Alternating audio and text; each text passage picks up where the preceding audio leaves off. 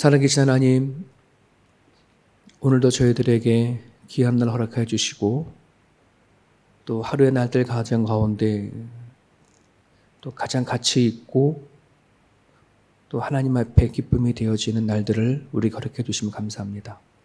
아버지, 늘 우리 가운데 찾아와 주시고 힘들 때마다 또는 좋은 일 있을 때에도 우리 가운데 동행하여 주셔서 그 모든 삶들을 하나님과 함께 나누며 살아갈 수 있도록 우리를 하나님 자녀 삼아 주신 거 진심으로 감사를 드립니다.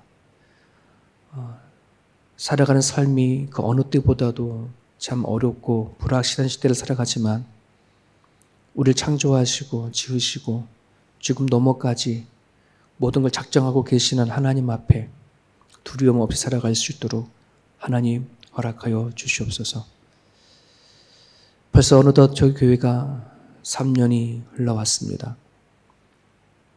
나는 죽고 예수로 살고자 소망하는 그 마음을 하나님께서 기쁘게 보셨고 또 부족한 우리들을 통해서 또 누군가를 세우고자 바라는 마음으로 함께 교회를 섬겨가고 있습니다. 주님, 이 교회를 통하여 연약한 사람들이, 아픈 영혼들이 주님 앞에 회복되어지고 온전한 사람으로 성장하고 자라는 때 부족함이 없도록 날마다 위로부터 오는 은혜와 날마다 위로부터 오는 능력들을 채워주시기를 간절히 바랍니다. 특별히 새벽 자단을 쌓는 성도들을 기억해 주시고 육체적인 건강함과 영적으로 흔들리지 아니하는 하나님 그 강건함을 날마다 부어 주옵소서. 오늘도 말씀 붙잡고 하루를 살고자 소망하는 우리 가운데 성령께서 임재해 주시기를 소망하며 예수님의 이름 받도록 기도합니다. 아멘. 사무엘상 20장입니다.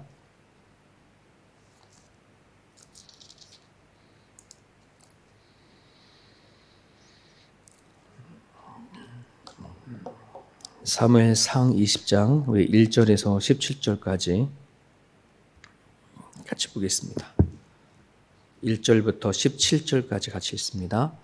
다윗이 라마나요스에 도망하여 요나단에게 이르되 내가 무엇을 하였으며 내 죄악이 무엇이며 네 아버지 앞에서 내 죄가 무엇이기에 그가 내 생명을 찾느냐. 요나단이 그에게 이르되 결단코 아니라 네가 죽지 아니하리라. 내 아버지께서 크고 작은 일을 내게 알리지 아니하고는 행하지 아니하라니 내 아버지께서 어찌하여 이 일은 내게 숨기리요 그렇지 아니하리라. 다윗이 또 맹세하여 이르되 내가 네게 은혜 받은 줄 네 아버지께 밝히 알고 스스로 이르기를 요나단이 슬퍼할까 두려운즉 그에게 이것을 알리지 아니하리라 함이니라. 그러나 진실로 여호와의 살아계심과 내 생명을 두고 맹세하노니 나와 죽음의 사이는 한 걸음뿐이니라. 요나단이 다윗에게 이르되 네 마음의 소원이 무엇이든지 내가 너를 위하여 그것을 이루리라.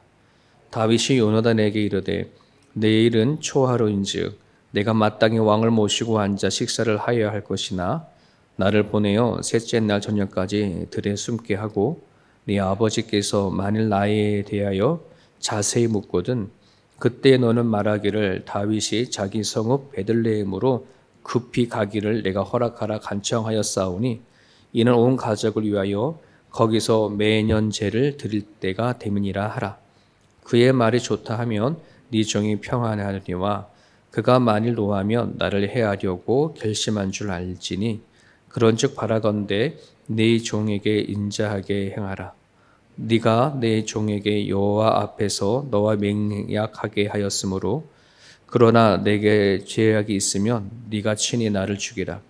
나를 내 아버지에게로 데려갈 이유가 무엇이냐 하니라. 요나단이 이르되 이 일이 결코 내게 일어나지 아니하리라. 네 아버지께서 너를 해치려 확실히 결심한 줄 알면 내가 내게 와서 그것을 내게 이르게 아니하겠느냐 하니 다윗이 요나단에게 이르되 네 아버지께서 혹 엄하게 네게 대답하면 누가 그것을 내게 알리겠느냐 하더라. 요나단이 다윗에게 이르되 오라 우리가 둘러 가자 하고 두 사람이 둘러 가니라. 요나단이 다윗에게 이르되 이스라엘의 하나님 여호와께서 증언하시거니와 내가 내일로 모레 이맘때에 내 아버지를 살펴서 너 다윗에게 대한 의향을 선하면 내가 사람을 보내어 네게 알리지 않겠느냐. 그러나 만일 내 아버지께서 너를 해치려 하는데도 내가 이 일을 네게 알려주어 너를 보내어 평안에 가게 하지 아니하면 여호와께서 나 요나단에게 벌을 내리시고 또 내리시기를 원하노라. 여호와께서 내 아버지와 함께 하신 것 같이 너와 함께 하시기를 원하노니 너는 내가 살아날 동안에 여호와의 인자하심을 내게 베풀어서 나를 죽지 않게 할 뿐 아니라 여호와께서 내 다윗의 대적들을 지면에서 다 끊어 버리신 때에도 너는 내 인자함을 내 집에서 영원히 끊어 버리지 말라 하고 이에 요나단이 다윗의 집과 언약하기를 여호와께서는 다윗의 대적들을 치실지어다 하니라. 다윗에 대한 요나단의 사랑이 그를 다시 맹세하게 하였으니 이는 자기 생명을 사랑함 같이 그를 사랑함이었더라. 아멘. 오늘의 내용은 그다지 어려운 내용이 없습니다. 다윗과 그의 친구 요나단의 이제 서로 주고받는 대화. 사울이 다윗을 살해할 의도를 가지고 다윗이 숨어 있는 라마나요스로 찾아갔죠. 근데 이제 하나님께서 사울 왕으로 하여금 도리어 예언하게 하는, 도리어 하나님을 찬양하고 또 하나님 앞에 영광이 돌려지는 그런 일들을 하게 했습니다. 그래서 앞부분을 보게 되어지면은 사울이 다윗을 치러 왔다가 하나님의 강력한 영혼을 입어서 옷을 다 벗고 그냥 노래하고 예언하는 그 가운데에 다윗이 몰래 이제 빠져나오게 되어집니다. 빠져나와서 어디를 가게 되냐 그러면 요나단을 찾아가게 되어집니다. 사울의 왕의 아들인 요나단을 찾아가서 자기의 속 사정을 다 털어놓게 되어지죠. 그러면서 하는 말이 내가 도대체 너의 아버지와 너의 가정에게 무슨 죄를 졌느냐 이렇게 따지는 것보다는 이제 묻는 거죠. 너무나 이제 이게 돌아가는 상황이 말도 안 되게 돌아가니까 친구인 요나단에 가서 이제 물어보는 겁니다. 자, 오늘 얘기를 쭉 읽어보게 되어지면 정말 이 다윗과 요나단의 관계가 참 좋은 그런 친구의 관계구나. 마지막 절에 서로 사랑하는 것이 좀 자기 이 몸처럼 사랑 같다라고 하는 표현처럼 둘의 관계 참 깊구나 이런 생각을 해보게 됩니다. 참 이 시대에 살아가는 가정 가운데 좋은 친구 한 사람이 있다는 것은 참 보물과 같은 그러한 것이 아닌가 생각이 되어집니다. 예전에 어머님 오셨을 때에 어머님들 이렇게 아침마당을 이렇게 늘 보시더라고요. 그래서 옆에서 앉아서 보니까 나이가 먹고 중년이 드신 사람들을 통해 가지고 이렇게 대화를 나누는데 중년이 들어서 과연 살아갈 때에 과연 친구가 얼마나 소중한가 이제 이런 것들을 나누더라고요. 심지어는 남편이냐 친구냐 또는 아내냐 친구냐 이제 이런 거를 이렇게 팻말을 들고 하는데 거의 반 이상은 친구를 얘기를 들더라고요. 나이가 들어가면 들어갈수록 자기의 이제 배우자보다는 친구다 뭐 이렇게 얘기하면서 그 이유를 쭉 얘기를 하는데 그만큼 이 친구가 참 살아가는 데서 참 소중하고 힘이 되어지는 관계구나 이런 생각을 해보게 되어집니다. 자, 이민자에 살아가는 데 있어서 한 사람의 친구가 있다는 건 참 값진 것도 생각이 되죠요. 참 외로운 것이 이민자의 삶이지 않습니까? 그런 부분들에서 여러분들에게 정말 죽는 날까지 함께 갈 수 있는 좋은 친구가 있었으면 좋겠습니다. 근데 우리가 너무나도 잘 알다시피 우리에게는 영원한 친구, 좀 전에 찬양했던 것처럼 예수님이 우리 가운데 오셔서 좋은 친구가 되어준 것을 우리가 고백을 했듯이 살아간 삶 속에서 항상 우리 가운데 계시는 주님을 늘 의지했으면 좋겠습니다. 여러분, 요나단의 이름이라는 뜻은 하나님이 주셨다라고 하는 뜻이에요. 그런데 그 말 안에서도 보면 정말 다윗에게 하나님이 참 좋은 친구를 붙여줬구나. 근데 그것도 그의 아버지가 원수잖아요. 아버지가 그죠? 아버지의 원수의 아들을 친구로 삼아 주셨어요. 참 이걸 보면은 하나님의 섭리는 참 오묘하고 또 하나님의 이끄신 방법은 참 놀랍다 이런 생각을 많이 하게 되어집니다. 여러분 우리가 살아가는 날 동안에 참 어려운 문제가 있고 또 힘든 부분들이 있고 하지만은 하나님께서 우리를 이끌어 가시는 방법은 우리가 생각하는 것 이상으로 우리를 이끌어 가신다는 것을 여러분 믿고 나갔으면 좋겠습니다. 여러분 인디안이라고 하는 그 종족이 그 친구라고 하는 말의 뜻을 이렇게 얘기한다고 합니다. 나의 슬픔을 자신의 등에 메고 가는 사람. 그러니까 내 슬픔을 자기의 등에 지고 가는 사람. 이 사람을 친구다라고 이렇게 인디언 사람들은 얘기를 한다고 합니다. 근데 이 말의 뜻이 우리 너무나 잘 알고 있는 성경에 있는 말씀, 수고하고 무거운 짐진 자들아 다 내게 오라 내가 너희를 쉬게 하리라 하신 예수님의 말씀과 너무나도 이게 일치가 되어진다는 생각이 되져요. 예수님은 우리 가운데 오셔서 우리들의 모든 짐, 우리들의 모든 슬픔, 짐이 아니라 십자가에 지고 가시지 않았습니까? 그런 부분들 안에서 예수님이 우리들의 정말 진정한 친구로 우리들을 향해서 늘 초청하고 계신다는 사실을 여러분 기억하시고 오늘도 그분과 함께 살았으면 좋겠습니다. 자, 친구인 요나단에 와가지고서는 다윗은 3절에 보면은 이렇게 자기의 마음을 표현합니다. 진실로 여호와의 살아계심과 내 생명을 두고 맹세하노니 나와 죽음의 사이는 한 걸음뿐이라. 그러니까 요나단이 찾아와서 너희 아버지가 요나단이 찾아가가지고서는 다윗이 네 아버지가 나를 죽이려고 해라고 했더니 요나단이 아니야 그럴 수 없어. 야, 그런 일이 있다면 아버지가 나한테 뭐라도 이렇게 표현도 했고 뭔가 말을 했겠지. 전혀 그런 걸 못 느꼈는데 이런 식으로 얘기를 한 거죠. 그땐 다윗이 아니 그렇지 않다라고. 너가 몰라서 그렇지만 지금 나에게는 죽음이 한 걸음밖에 되어지지 않아. 너무 죽음의 위기 가운데 왔다는 것을 얘기를 하죠. 자, 그러면서 요나단이 다윗을 위로하면서 뭐라 얘기하냐면은 이렇게 얘기합니다. 내가 모든 것을 다 해볼 테니까 말해봐. 내가 어떻게 하면 좋을까? 그러면서 5절부터 8절까지 쭉 다윗이 말을 하죠.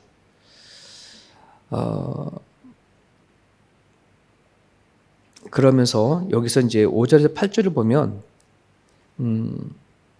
다윗이 요나단에게 말을 할 때에 친구임에서도 불구하고 이 단어를 계속해서 쓰는 것을 볼 수 있어요. 뭐냐면 내 종이라는 단어예요. 친구 간에는 내 종이라는 말을 잘 하지 않잖아요. 종이라 하지 않잖아요. 친구끼리. 그런데도 말끝마다 내 종 내가, 너 종인 내가 이런 말로 쭉 5절에서 8절까지 자기가 지금 있는 처신이 어떤 상황인지를 쭉 설명을 하고 있습니다. 여러분 남남이던 남자와 여자가 어떻게 부부가 되느냐라고 하게 되면 그건 언약입니다. 계약과 언약 관계 속에서 그렇게 부부가 되어지지 않습니까? 그리고 아이들은 어떻게 부모와 자식 관계가 되어지냐면 혈통으로 이 부모와 자식 관계가 만들어지는데 친구는 어떤 관계를 가지고 그런 만들어지는가? 이거는 예의다라는 말이 있습니다. 존경하는 거, 예의. 여러분 친구 사이에는 되게 가까운 거잖아요. 가까운 것인데도 이 친구 사이가 진짜 친구가 되어지려고 한다면 예의, 존경이 없으면 이 친구가 되어지기가 어려워요. 친구일수록 예의와 존경과 무례함이 없어야 되어져야 돼요. 이게 성경에서 친구의 관계를 얘기를 하죠. 오늘 다윗이 요나단에게 자기의 처신과 자기의 상황을 얘기를 할 때에 요나단에 대해서 참 예의를 표현하고 그게 왕의 아들이라서 그런 부분들이 아니라 늘 성경을 보게 되어지면 친구에 대한 대하는 모습이 되게 참 귀하다라고 하는 것을 보게 되어집니다. 여러분 교회를 이렇게 섬기다 보면은 우리 각각 직분을 갖게 되어지지만 이게 친구 사이에는 누구 집사님 이렇게 잘 부르지 않고 그냥 친구야 이름 부르고 막 그렇게 하잖아요. 가까워서 좋겠다라고 할 줄 모르지만은 여러분 우리가 때로는 어렵고 힘들고 또 우리들의 정말 인생을 살아가다 보면은 도리어 그러한 것들이 그렇게 가볍게 상대방에 대해서 무시하고 경시하고 하면서 말을 내뱉는 것들이 나중에 이것이 살아가는데 걸림이 될 때가 참 많더라고요. 우리가 내 속에 있는 걸 다 털어내놓는 친구일수록 우리는 정말 예의와 존경, 또 무리하지 않는 것, 이러한 것들이 우리 삶 가운데 있어야지 정말 그 관계가 더 깊이 있게 나가는 것 같습니다. 여러분, 요한복음 15장에 보면 좀 전에도 우리가 예수님이 우리들의 친구다라고 말씀을 드렸는데, 예수님께서 우리들에게 친구가 되어주면서 우리에게 말씀을 이렇게 말씀하셨어요. 요한복음 15장 14절과 15절에 보면 너희는 내게 명하는 대로 행하면 곧 나의 친구라. 이제부터는 너희를 종이라 하지 아니하리니 종은 주인이 하는 것을 알지 못함이라. 너희를 친구라 하였노니 내가 내 아버지께 들은 것을 다 너에게 알게 하였음이라. 예수님께서 우리를 종이라 하지 않고 이제 친구라 하겠다. 자, 근데 여기에 조건을 하나 붙어요. 뭐냐면 너희는 내가 명하는 대로 행하면, 내 말대로 행하면 이라는 전제 조건이 붙죠. 근데 우리는 이렇게 생각할 수 있죠. 무슨 친구 관계 가운데 누가 말을 듣고 순종하고 복종하고 그래? 막 이렇게 말할 수 있거든요. 근데 성경상에서 말하는 이 친구는 그런 부분들이 그런 뜻이 아니죠. 여러분, 우리가 구원받은 것이 서로 계약을 갖고 하나님이 계약을 이제 맺었지만 그 계약이 어떤 쌍방간에 뭔가 어떤 수준에 되어져서 맺은 관계가 아니잖아요. 일방적으로 하나님 베푸신 은혜잖아요. 그러니까 이 친구 되어진 것도 마찬가지라는 것입니다. 하나님의 은혜 속에 맺어준 관계지, 내가 친구 관계가 되고 안 되고, 야, 그렇게 말하려면 난 안 할 거야, 친구. 이렇게 말할 수 있는 게 아니라는 말이죠. 일방적으로 그 친구라고 하는 개념도 하나님 베푸신 은혜고, 그 하나님 앞에 나갈 때에 그 무례함이 없이 나가야 된다는 겁니다. 제가 뭣도 모를 때에 옛날에 좀 부끄러운 모습이지만 고등학교 때인가 청년 때인가 제가 이 말씀을 들으면서 친구라 하는 예수님이 그러면서요, 예수님 앞에 반말로 기도한 적이 있어요. 왜냐하면 친구인데 무슨 해 주옵소서냐, 친구한테 존댓말 하는 게 어디 있냐, 친구한테 다 반말하잖아. 그러면서요, 기도할 때 하나님 앞에 반말로 한 적이 있어요. 지금은 반말로 안 하는데, 근데 그걸 몰랐던 거죠. 이게 그냥 그런 관계가 아니라 하나님이 베푸신 은혜 속에서 맺어지는 거구나. 하나님 앞에 정말 그걸 생각할 때에 더 깊이 있는 관계가 얘기를 하는 건데, 내가 뭣도 모르고 반말을 막 했구나. 네. 한국의 어떤 목사님이 은혜가 충만해서 그러는지 자기가 하나님 내 힘이 되고 제 친구가 되어지니까 하나님도 까불면 죽어 이런 말도 했다는데, 철 모르는 거죠. 마치 제가 어렸을 때 하나님의 반말로 기도했던 거와 별 차이가 없다라는 생각을 좀 갖게 되어지는데, 그게 아니라는 사실을 우리가 기억했으면 좋겠습니다. 여러분, 요나단이 다윗이 자기 속 얘기를 하니까 요나단이 반응을 합니다. 9절에 보면 나는 절대로 그렇게 할 수가 없어. 아버지가 너를 죽이려고 결심했다는 기미가 보이지 않아. 내가 만약 그런 기미가 보이면 내가 너한테 연락을 할게. 이제 그렇게 얘기를 하는데 다윗은 아니야. 정말 너희 아버지가 그렇게 하셨어. 이렇게 얘기를 했거든요. 그랬더니 요나단이 다윗을 데리고 바깥에 나갑니다. 들에 나가서 12절에 보면은 이렇게 얘기를 하죠. 야, 내가 하나님이 증인이야. 내가 아버지의 마음을 알아내서 너한테 알려줄게. 이렇게 얘기를 하죠. 만약 내가 정말 배반을 하게 되면 하나님 앞에 천벌을 받을 거다라고 얘기를 합니다. 그리고 만약에 내 아버지가 너를 죽이려고 한다면 내가 어떻게 해서라도 내가 너를 무쇠에 빠져나가게 할게. 그렇게 약속을 합니다. 그러면서 이렇게 얘기를 합니다. 야, 다윗아, 내가 이 일을 하는 데 있어서 혹시 내가 어떤 일이 있어서 죽을지도 모르는데 죽게 되었지만 내 가족 좀 부탁한다. 그리고 만약 죽지 않으면 넌 나를 영원히 친구 해줘라. 이런 식으로 얘기를 합니다.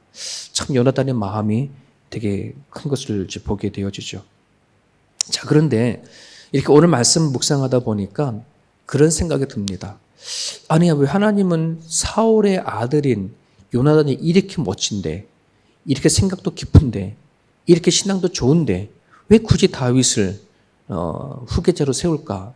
그냥 순리대로 사울이 왕이니까 그의 아들이 왕이 되어지면 참 자연스러운데, 이런 생각을 하게 되어졌습니다. 왜냐하면 요나단이 왕이 되어져도 별 문제되지 않게끔 그 자신이 참 모습이 좋거든요.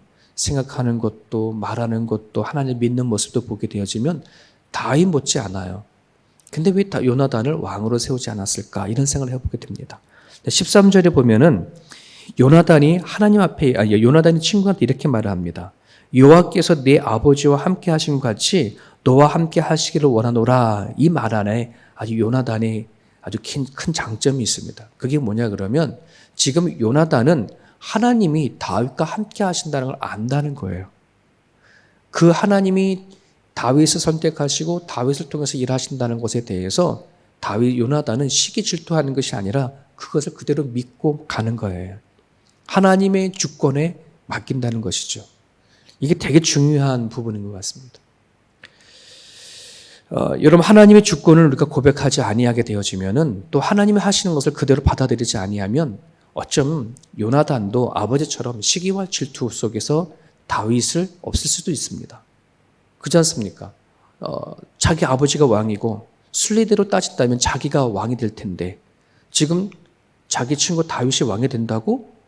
이런 마음을 갖게 되어진다 그러면 얼마든지 아버지처럼 시기와 질투가 되어지죠. 그 자리가 어떤 자리인데 근데 그 자리를 자기 친구 다윗이 왕이 대신한다? 그건 아마 받아들일 수 없을지도 모르겠습니다. 하지만 요나단은 이 하나님이 하시는 것을 그대로 받아들인다는 것, 이것이 요나단의 모습을 볼 수 있는 그런 귀한 모습이죠. 여러분, 오늘 주신 말씀 가운데 우리가 눈여겨봐야 되고 우리가 받아들일 것은 뭐냐면 하나님에 대한 주권입니다. 이 주권은 우리들이 이해하거나 이성적으로 판단하고 해석하기가 참 어려운 그런 부분이 너무나 많이 있습니다. 하나님이 하시는 것을 그대로 받아들여야지 그렇지 아니하게 되면 시험이 되고 무너질 때가 너무나도 많이 있습니다. 누구는 선택하고 누구는 선택하지 않는다.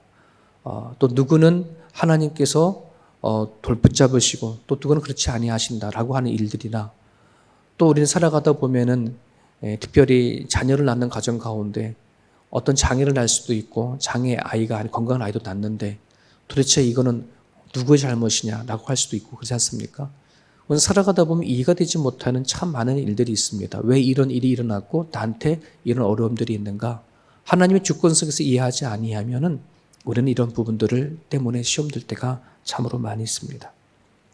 그런 부분들 안에서 오늘도 하나님은 하나님께서 우리를 통해서 일하신다는 사실을 우리가 믿으시고요. 하나님은 이 세상 창조하신 분이십니다.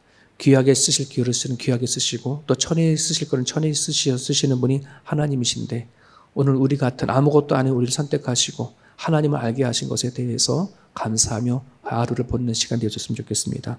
이 아침에 여러분들이 기도하실 때 친구 되신 예수님 앞에 여러분의 속에 있는 것을 다 토해놓고 기도하셨으면 좋겠고요. 그리고 이해되지 않는 혹시 삶이 있거나 이해가 되지 않는 상황들이 있거든 하나님의 주권 앞에 가지고 나가 엎드려 기도하시고 또 하나님께서 그 자리를 통해서 일하신다고 하는 것을 믿으면서 나가는 그런 아침 되었으면 좋겠습니다. 주님 주신 말씀 붙잡고 이 시간 자유롭게 기도하시다가 돌아가시길 바랍니다.